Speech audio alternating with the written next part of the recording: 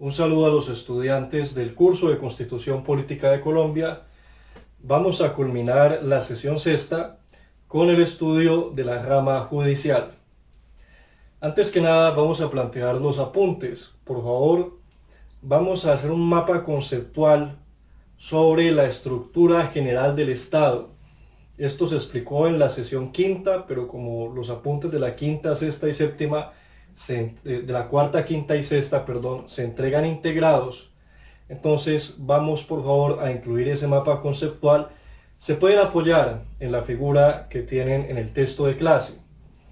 Asimismo, vamos a hacer el mapa conceptual de la rama legislativa, que básicamente son 3 cuadros, y vamos a hacer un mapa conceptual de la rama ejecutiva y de la rama judicial, mencionando los organismos del nivel central y el descentralizado en el caso de la rama ejecutiva, y mencionando también los organismos superiores, intermedios e inferiores de la rama judicial, que son los que vamos a estudiar. Vamos también a plantear, por favor, cuáles son los organismos y funciones de la rama ejecutiva y de la rama judicial. Pero el del Congreso ya se preguntó en los apuntes anteriores y ese tema podemos decir que ya está abarcado o abordado. En este caso, rama ejecutiva y rama judicial, ustedes se pueden apoyar en el mismo mapa conceptual, o si ven que les queda muy amplio, pues pueden separarlo y ya a nivel de texto poner allí los organismos y las funciones principales. Presidencia, vicepresidencia, los consejos que les mencionaba, de política económica y social, de política fiscal, entre otros. Muy bien. Vamos entonces a entrar ahora rama judicial. Habíamos dicho que el Congreso tiene la función principalmente legislativa, es decir, la de crear las leyes. La rama judicial, la rama ejecutiva, la de ejecutar las leyes, es decir, la de llevar la ley a su aplicación a través de políticas públicas, desarrollar los programas y planes administrativos tendiente a que la ley se ejecute o tenga aplicación en la vida real. En el caso de la rama judicial, su tarea o su misión principal es la de adjudicar el derecho. Adjudicar el derecho en el caso concreto, en los casos concretos o en los asuntos sobre los cuales la ley le asigna competencia. ¿Qué quiere decir esto de adjudicar el derecho? Que existe una disputa normativa, una disputa en la vida real entre ciudadanos o entre ciudadanos y el Estado, o hay conflictos sobre normas, como ya hemos visto, acciones de inconstitucionalidad principalmente, o acciones de cumplimiento, que implican que sea la rama judicial la que, situándose como árbitro, como autoridad jurisdiccional, que es su tarea central, sea la que determine cómo se debe adjudicar el derecho en el caso concreto. Es decir, a quién le corresponde, quién tiene la razón en términos normativos y cómo se debe adjudicar o cómo se debe resolver el caso desde el punto de vista del derecho. Es una función entonces de arbitraje, de resolver el conflicto desde el punto de vista jurídico, es decir, de esta vez de aplicar la norma, pero no por vía general como hace la rama administrativa, sino de aplicar la norma en el caso concreto. Por eso hay una diferencia entre aplicación, que es lo que hace la rama ejecutiva, o administrativa, que es lo mismo, que simplemente aplican la norma en términos generales, por vía de las políticas públicas, de los programas, planes y proyectos, a la adjudicación, de adjudicar, que hace la rama judicial, que es aplicar el derecho ya en los casos concretos. ¿Y cómo está estructurada la rama judicial? Bien, la rama judicial tiene unos organismos agrupados en jurisdicciones y tiene además otros organismos de carácter independiente. Más o menos se replica la estructura general del Estado en la rama judicial. Bien, entonces las jurisdicciones son los ámbitos específicos en los que se pronuncia el derecho. Tenemos jurisdicción constitucional, jurisdicción ordinaria, jurisdicción contencioso-administrativa y las jurisdicciones especiales. Jurisdicción quiere decir pronunciar el derecho, decir el derecho. Eso es lo que significa jurisdicción, decir el derecho. Entonces hay unos ámbitos concretos en los que se pronuncian las autoridades judiciales y por eso tenemos esta división. Algunos dicen que ha debido preferirse llamarles especialidades a secas porque la jurisdicción es una función pública de administrar el Estado y es una sola, lo cual conceptualmente es cierto, pero constitucionalmente y ateniéndonos a lo que dice la Constitución, pues vamos a explicarlo así, no hay otra manera de hacerlo. Tenemos 4 jurisdicciones, vuelvo a decir cuáles son: constitucional, ordinaria, contencioso administrativa y las jurisdicciones especiales.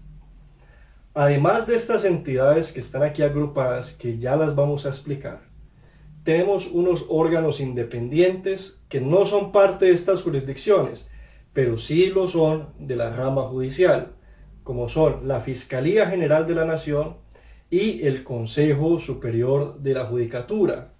Bien, a ellos también, o sobre estas entidades, también haremos la explicación de manera posterior.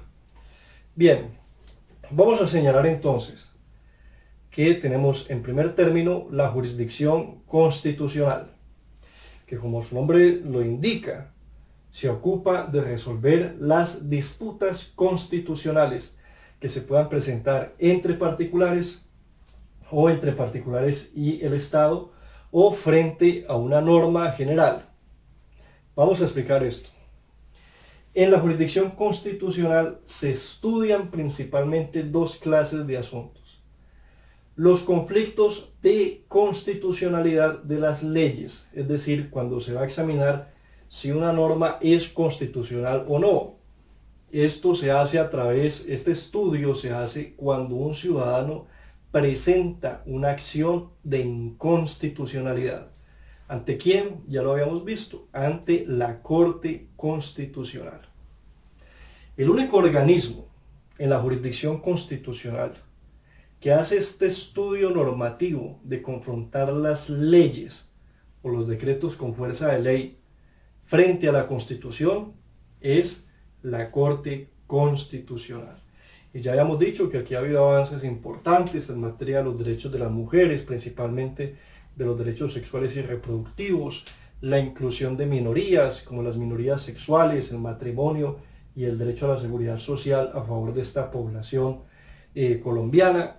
Igualmente en materia de protección de los derechos, podríamos decirlo así, de los derechos de libertad. Por ejemplo, cuando se declararon inconstitucionales algunas normas del Código de Policía en materia del consumo de estupefacientes en espacios públicos, porque la prohibición no era suficientemente clara respecto del derecho al porte de la dosis personal, porte y consumo de la dosis personal. Muy bien, por supuesto, aquí tenemos entonces la primera función de la jurisdicción constitucional: estudiar los conflictos entre las leyes y la Constitución que los ciudadanos promueven a través de la acción de inconstitucionalidad. Bien, la segunda función de la jurisdicción constitucional es la de resolver las disputas sobre derechos fundamentales que se promueven mediante la acción de tutela. Entonces, todos los jueces, cuando resuelven tutelas, actúan como parte de la jurisdicción constitucional. Vamos a ver que los jueces de la jurisdicción ordinaria, de la contencioso administrativa y el Consejo Superior de la Judicatura tienen competencia asignada para pronunciarse sobre las tutelas en los casos en los que están determinados en la ley. Los de las jurisdicciones especiales no conocen tutelas. La Fiscalía no conoce tutelas. Entonces, aquí podríamos decir que la jurisdicción constitucional se proyecta sobre la rama judicial. Es decir, está desplegada en la órbita de la totalidad de los jueces y magistrados. Por eso los jueces municipales, los jueces de circuito, los magistrados de los tribunales superiores de distrito son parte de la jurisdicción constitucional en el momento en que están resolviendo el mecanismo de la acción de tutela. La autoridad máxima en esta materia de las acciones de tutela es la Corte Constitucional.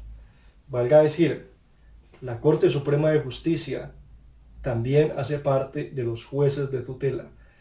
Pero como lo habíamos explicado antes, todas las tutelas, sea que se profiera en primera instancia la sentencia y no se haya impugnado, o cuando ya se profiere en la segunda instancia, todas las tutelas se envían a la Corte Constitucional para su eventual revisión, es decir, para que por algún motivo, bien sea por la selección mediante criterios que establece la Corte ahora a través del sistema Pegasus, o indudablemente también en alguna medida por el azar, porque evidentemente frente a miles de expedientes de tutela, pues hay que tener un cierto grado de suerte para que haya una revisión.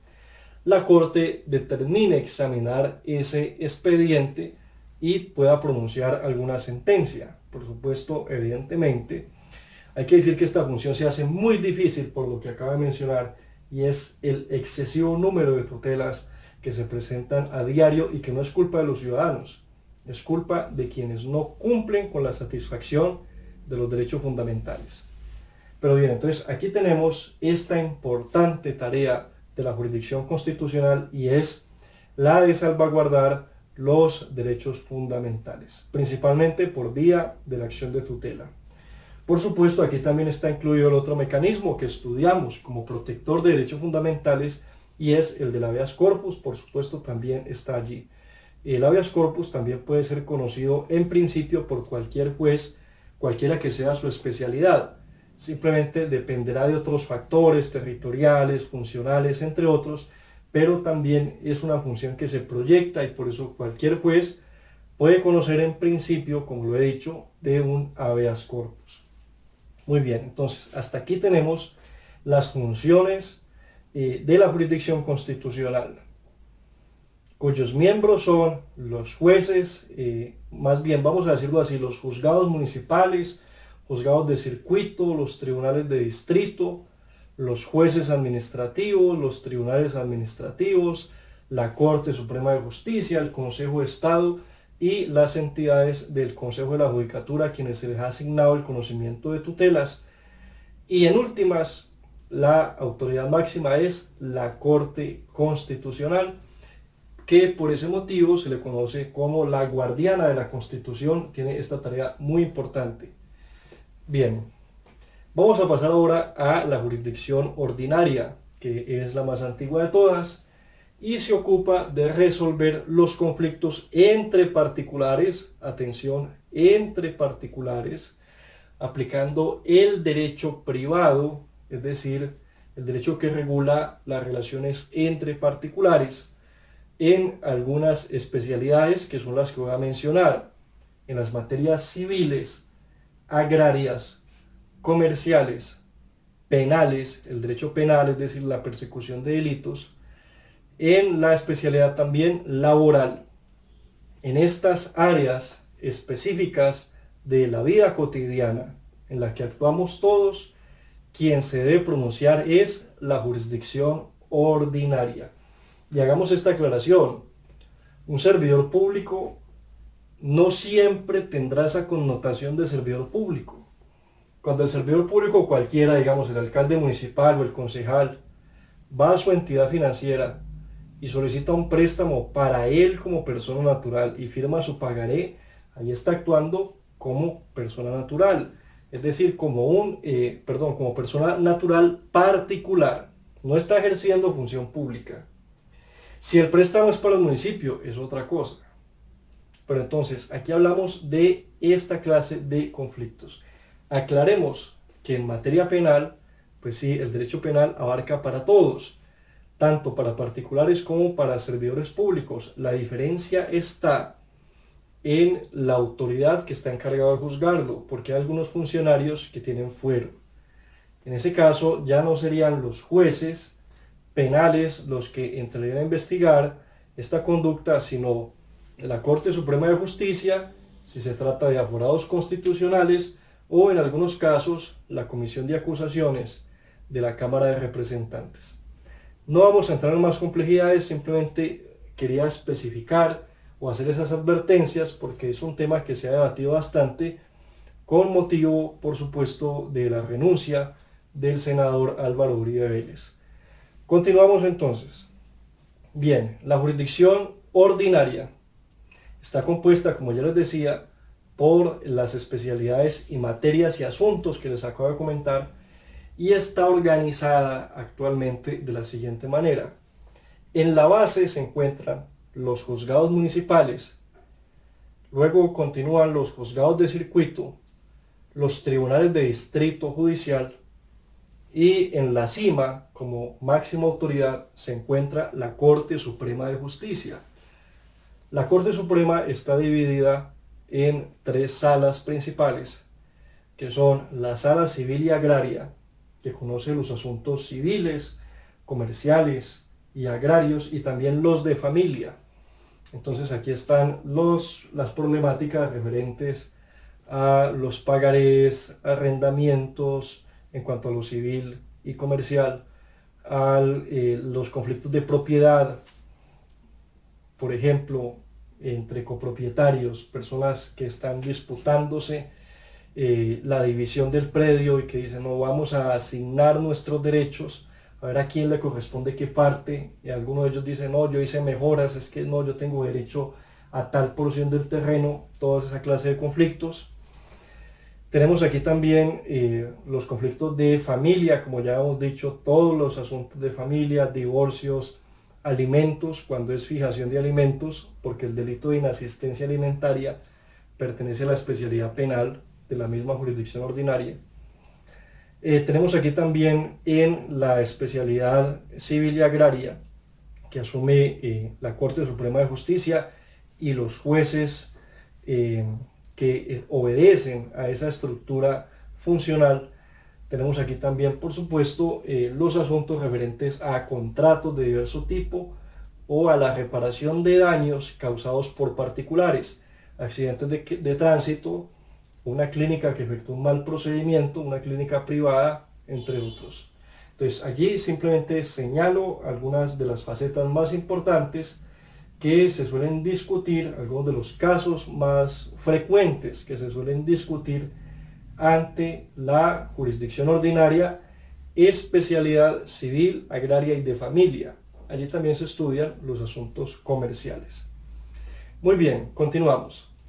La Corte Suprema de Justicia tiene otra sala, que es la sala de casación laboral.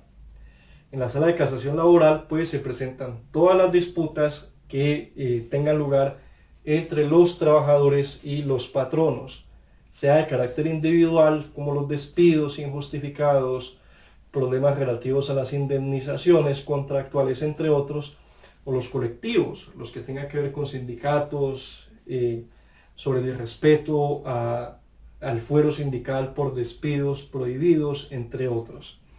Y también las disputas de los trabajadores respecto de aspectos de su seguridad social que sean de naturaleza privada, entonces tienen esa connotación de debatirse frente a frente a la especialidad laboral de la jurisdicción ordinaria, cuyo máximo organismo es la Corte Suprema de Justicia.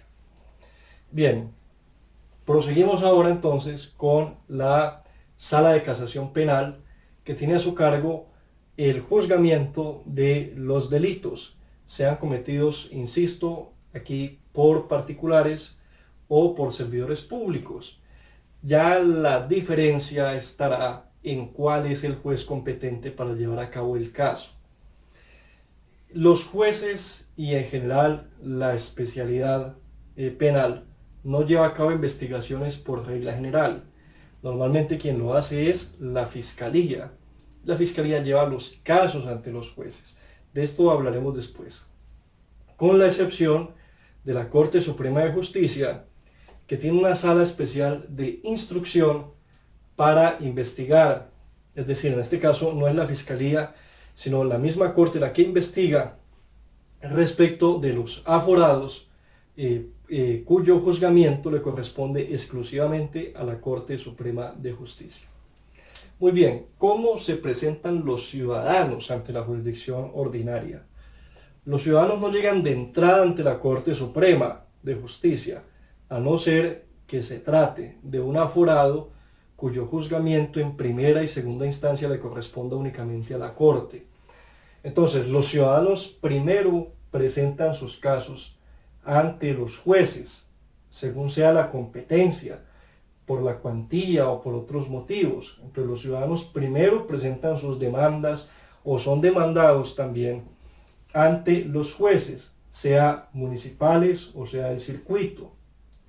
Después, por vía de apelación, del recurso de apelación, los casos vienen a ser conocidos ya sea por jueces de circuito o por los tribunales de distrito. ¿Cómo se llega entonces a la Corte? A la Corte se llega por dos vías, bien sea a través del recurso de casación o el recurso de revisión, según la autoridad que haya pronunciado la sentencia de segunda instancia, o en materia penal, si la segunda instancia es la Corte Suprema. Es posible que en materia penal la primera instancia le haya correspondido al tribunal y en segunda a la Corte Suprema. Todo esto que acabo de mencionar puede variar, las competencias pueden variar. Esto ha sucedido, por ejemplo, en el Consejo de Estado, que es otra autoridad que normalmente era la segunda instancia en muchos asuntos y ya no lo es. La manera de llegar al Consejo de Estado ya transita por haber pasado primero por los juzgados administrativos y por los tribunales administrativos. Simplemente quiero hacer esta aclaración para que no tengamos la idea equivocada de que todos los asuntos, por todos los casos, llegan directamente a la Corte Suprema de Justicia, porque no es así. Para eso hay unas instancias, para eso hay una jerarquía funcional en la que hallamos en la base a los jueces, como acabo de mencionar, municipales y de circuito, luego los tribunales de distrito y por último la Corte Suprema. Con esto hemos abordado entonces la jurisdicción ordinaria.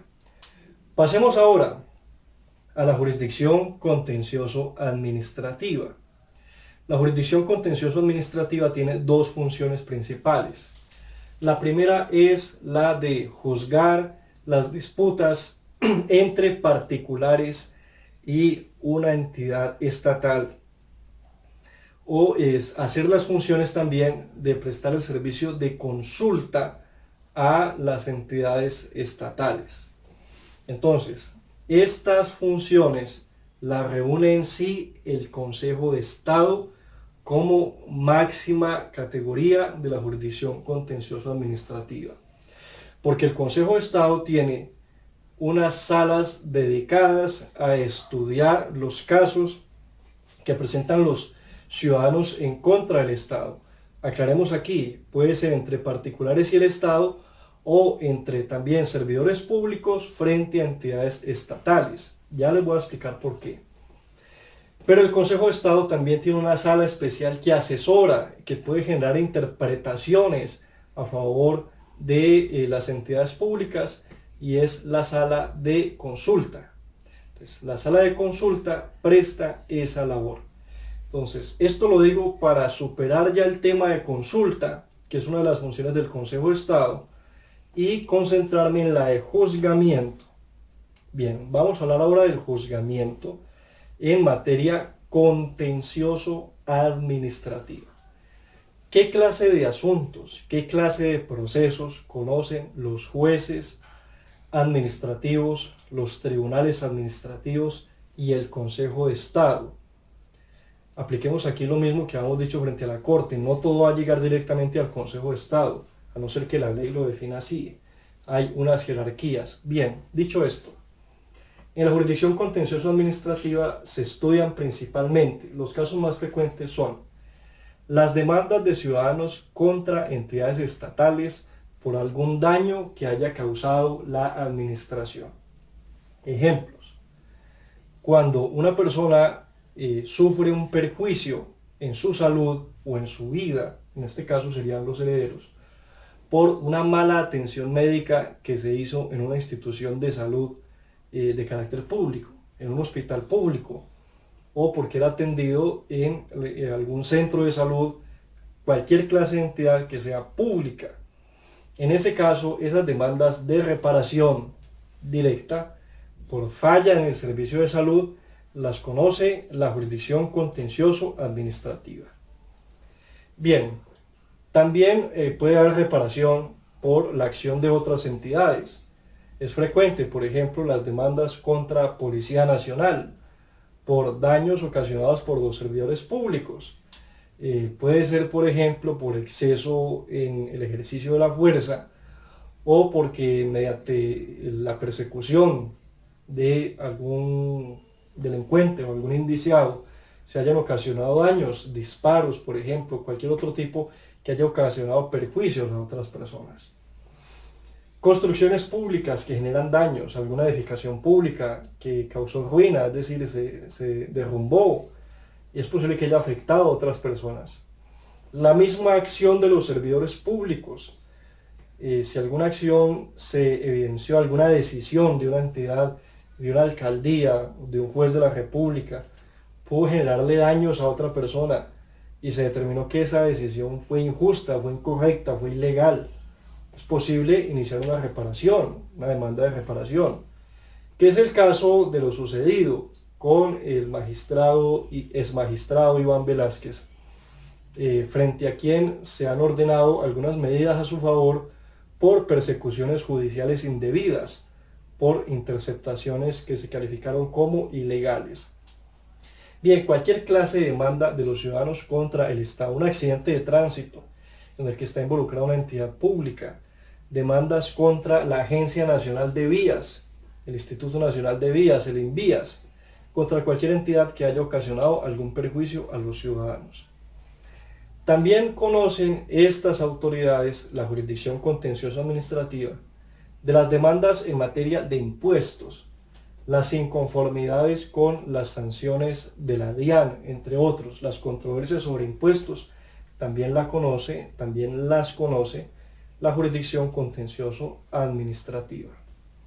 Habíamos dicho también la nulidad por inconstitucionalidad, o sea, las demandas que se realizan contra decretos, acuerdos, ordenanzas del presidente, de los gobernadores, de los alcaldes y en general de las autoridades administrativas. Nulidades por inconstitucionalidad, por ser contrarias a la Constitución. También nulidades cuando afectan casos particulares, caso en el cual hablamos de nulidades y restablecimientos del derecho. Por ejemplo, la resolución de colpensiones que niega una pensión o que reconoce un monto inferior al que se debió haber otorgado a una persona.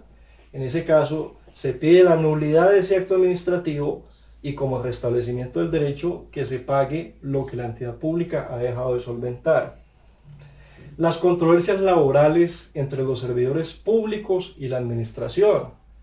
Entonces, si a un servidor público lo declaran insubsistente, que es la manera de decir técnicamente en el derecho público que se ha despedido, en ese caso también, si quiere demandar su reintegro, tendrá que hacerlo ante los jueces administrativos. Y cualquier controversia que involucre en materia laboral a los servidores públicos.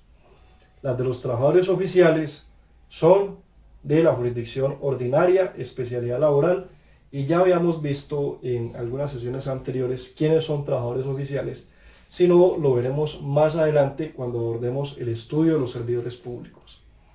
Bien, continuamos. En esta jurisdicción contencioso administrativa también se estudian las demandas contra los acuerdos y decretos en general porque se consideren contrarios a la ley. Esto a través de la acción de nulidad.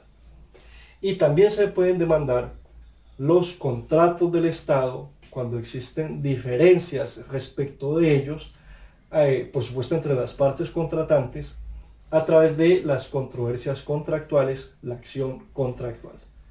También habíamos dicho antes que si hay alguna disputa que no se puede promover por controversia contractual, porque esto es propio de quienes son parte del contrato, los ciudadanos pueden acudir a la acción popular si consideran que alguna entidad pública por su actividad está vulnerando derechos colectivos. Muy bien, aquí tenemos entonces explicado a grandes rasgos los ámbitos de competencia de la jurisdicción contencioso administrativa. Con esto hemos completado ya jurisdicción constitucional, jurisdicción ordinaria y jurisdicción contencioso administrativa, que en estricto sentido son las que componen la rama judicial como la conocemos. Vamos a hablar ahora de algunas jurisdicciones especiales. Entonces, aquí encontramos la justicia penal militar, la justicia indígena y la justicia de paz, los jueces de paz. No la confundan con la jurisdicción especial de paz que se firmó con ocasión del Acuerdo de La Habana, que es otro tema. Vamos a explicarlo. Bien, frente a los jueces penales militares, la justicia penal militar tiene a su cargo el juzgamiento de las faltas cometidas por actos del servicio, por los integrantes de la fuerza pública, sea policía, ejército, armada, entre otros, la fuerza aérea, armada naval, fuerza aérea. Son delitos cometidos con ocasión del servicio, por ejemplo, tal vez el que más se presenta en este ámbito, la deserción, el desertor, que está en las filas y se fue, es conocido por los jueces penales militares. O cuando se pierde la munición, por ahí se embolataron algunos cartuchos o algún fusil, competente para conocer es el juez penal militar. Bien, por supuesto que los crímenes que comprometen derechos humanos no son investigados, no pueden ser investigados ni juzgados por los jueces penales militares. Porque asesinar a un civil, y sobre todo si no es en ocasión del conflicto, pues por supuesto que no es un asunto relacionado con el servicio. Esto ya tiene que pasar a los jueces penales de la jurisdicción ordinaria. Especialidad penal, jurisdicción ordinaria. Entonces, solo para actos relacionados con el servicio es que está establecida la justicia penal militar. Continuamos. Aquí también está la justicia indígena. Recordemos que cada pueblo, cada resguardo, cada cabildo tiene sus autoridades propias, definen sus propios procedimientos, tienen que respetar los derechos humanos, las garantías procesales mínimas, y poco a poco las comunidades indígenas en Colombia han ido formalizando un poco más sus procedimientos, gracias a esta atribución, entre otras cosas, que es un logro de su acción política, haber permitido que en sus territorios, frente a los integrantes de su comunidad, exista la aplicación de justicia propia, justicia autóctona. Hay algunos debates que si la justicia indígena puede juzgar a no indígenas que cometen algún delito o alguna infracción que desarmoniza su territorio. Es un debate que está abierto y así lo voy a dejar. Es una discusión que se ha planteado. Probablemente la respuesta que más se ha sostenido al respecto es que es muy difícil sostenerlo, porque en últimas el conocimiento de la justicia indígena está justificado por el factor de la identidad, y en este caso someter a un no indígena a una justicia que él no reconoce, pues puede generar problemas de legitimidad también, entre otros aspectos. Ya ustedes los podrán debatir en los foros abiertos si es que así lo desean. Por ahora quiero dejar abierta y generada esta inquietud. Muy bien, estos jueces entonces se refieren, no es que haya jueces propios para los casos indígenas, sino que las autoridades tradicionales de los resguardos establecen la forma como se lleva a cabo el procedimiento. Puede ser a través de los mayores o a través de la asamblea comunitaria. Ya eso es parte del ámbito de la decisión autónoma de los resguardos indígenas. Muy bien, la otra categoría, como les mencionaba, son los jueces de paz. Los jueces de paz son personas que cumplen una función honoraria, o sea que no perciben ingresos por ello, para resolver las disputas entre vecinos, problemas de convivencia, entre otros, en los que se promueve la conciliación, los arreglos entre las partes por acuerdos entre ellas. No hay aplicación del derecho. Para eso están los jueces de la jurisdicción ordinaria, que normalmente son los que conocen de las disputas entre particulares, si el conflicto se lleva a resolver por el derecho. Los jueces de paz son jueces de conciliación, de acuerdos, que tratan de recomponer la armonía entre parientes, familiares, vecinos, entre otros, y que habitualmente están ubicados en las casas de justicia de los diferentes municipios. Bien, entonces hasta allí las jurisdicciones especiales. Caso aparte es el de las jurisdicciones que se han generado a partir del conflicto armado colombiano, y allí tenemos en particular la Jurisdicción Especial para la Paz, que es una categoría transicional que está destinada a funcionar mientras se juzgue a las partes del conflicto armado o los terceros intervinientes a raíz del acuerdo de paz con La Habana. Digamos que es una norma transicional, es una justicia transicional que está destinada a desaparecer en algunos años mientras se transita, por eso se llama transicional, se transita hacia ya la consolidación de los acuerdos que fueron firmados. Aquí también podría considerarse, aunque está en la especialidad civil de la jurisdicción ordinaria, podría considerarse a los jueces de tierras, los jueces de restitución de tierras, que atienden los reclamos de las víctimas que fueron desplazadas de sus territorios. También tienen una duración transitoria mientras dure el ámbito de protección en el tiempo de la ley de víctimas. Algo que probablemente se va a seguir extendiendo, toda vez que esta tarea ha sido muy difícil de cumplir. La duración de esta normatividad, que data del año 2011, iba a ser de 10 años, pero ya se ha debatido su extensión en el tiempo porque evidentemente no se ha logrado cumplir con esas metas. Bien, entonces aquí ya tenemos explicados los ámbitos de la jurisdicción de la rama judicial, tanto la constitucional, la ordinaria, como la contencioso-administrativa y las jurisdicciones especiales. Vamos a hablar ahora, como les decía, de dos organismos que hacen parte de la rama judicial, pero no están en ninguna de las jurisdicciones. Aquí está la Fiscalía General de la Nación, en primer lugar, que es el órgano persecutor del Estado, es decir, el organismo que tiene a su cargo la investigación y la persecución por los delitos que se cometan en Colombia, sea que lo hagan particulares o los cometan servidores públicos. Con la aclaración, como ya lo dije, que si se trata de un aforado constitucional, o sea, una persona que por su jerarquía, por su cargo público, solo puede ser juzgado por la Corte Suprema, quien investiga ya no es la Fiscalía, sino la Sala de Instrucción de la Corte Suprema, que es lo que ha venido pasando hasta ahora con el pues ya es senador y expresidente Álvaro Uribe Vélez.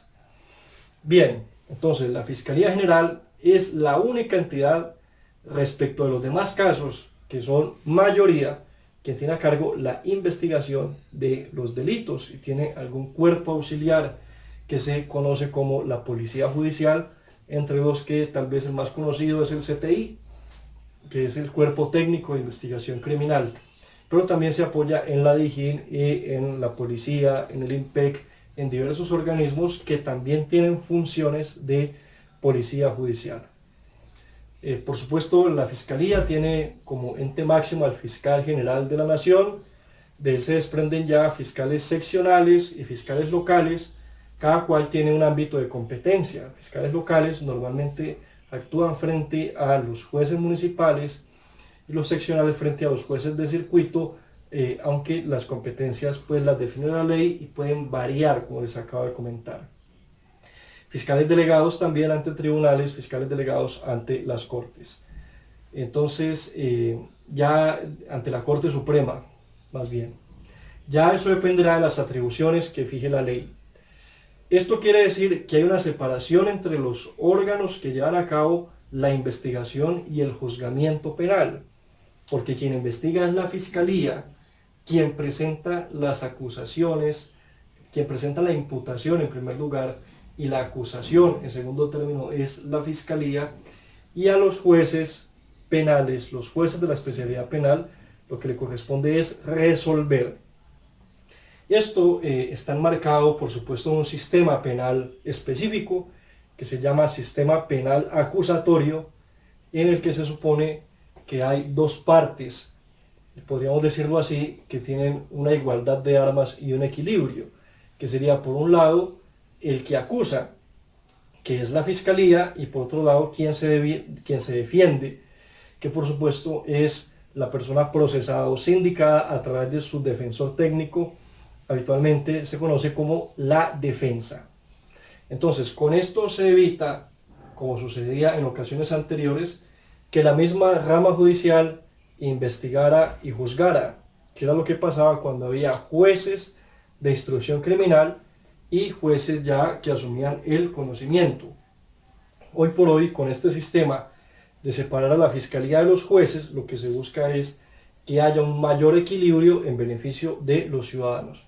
Por supuesto, un sistema que ha tenido muchas críticas. Para algunos esto no cumple con los requisitos suficientes porque la defensa no tiene suficientes garantías para actuar en igualdad con la fiscalía. Por ejemplo, no tienen los mismos elementos para investigar, no tienen el mismo apoyo, dicen algunos, de medicina legal, entre otros aspectos. Lo importante aquí es que entendamos por qué en Colombia se decidió separar las funciones de la fiscalía de los jueces penales. Fiscalía para investigar, imputar y acusar, jueces penales para resolver y juzgar. Muy bien. El otro organismo que vamos a tocar aquí, organismo autónomo que también hace parte de la rama judicial, es el Consejo Superior de la Judicatura, que vamos a decir tiene dos funciones principales: la función administrativa y la disciplinaria. Hoy por hoy ya hay un Consejo de Disciplina Judicial que reemplazaría a esa sala disciplinaria del Consejo de la Judicatura, pero aún no ha logrado nombrarse como tal, y por eso tenemos allá aún magistrados de la sala disciplinaria. No nos vamos a ocupar de eso, este simplemente es un detalle técnico o una profundización. Lo importante es decir que el Consejo de la Judicatura tiene a cargo administrar los recursos de la rama judicial, papelería, mobiliario, computadores, el presupuesto en general que se destina a favor de la rama judicial, entendiendo por tales la especialidad civil, la jurisdicción constitucional, la jurisdicción ordinaria y la contencioso administrativa, y por supuesto la del propio Consejo de la Judicatura. Esa administración de recursos la hace el Consejo de la Judicatura a través de la sala administrativa. Y el Consejo de la Judicatura también tiene funciones disciplinarias. Quiere decir que lleva a cabo las investigaciones por violaciones del código ético de los abogados y por el código disciplinario específico de los servidores públicos, que es la Ley Estatutaria de Administración de Justicia, la Ley 270 de 1996, y en ese orden el Consejo de la Judicatura en su sala disciplinaria tiene esas funciones de investigar y sancionar desde una perspectiva ética a todos los abogados del país. A todos los abogados del país, podemos decir que es como el colegio sancionador de los abogados, y a todos aquellos que no siendo abogados o siéndolo, no importa, hagan parte de la estructura de la rama judicial. Entonces tiene esa función principal. Bien, digamos, no voy a entrar en materias específicas porque los jueces también tienen la autoridad disciplinaria frente a los empleados a su cargo. Simplemente quiero señalar que esas son las funciones del Consejo de la Judicatura de manera principal: la de administrar y la de disciplinar. Disciplinar entendiéndose como tal un juzgamiento ético contra faltas que se cometen respecto de la ley estatutaria de justicia y respecto del estatuto de los abogados. Muy bien, dicho esto, entonces hemos abordado el estudio de la rama judicial, Recuerde por favor los apuntes, ya con lo que mencioné al principio, con lo del mapa conceptual, que abordadas las inquietudes establecidas para esta sesión. Algunos aspectos que ustedes quieran profundizar o que quieran destacar, pueden hacerlo a través de los foros abiertos establecidos en el campus virtual. Bien, eso es todo. Muchas gracias, muy amables.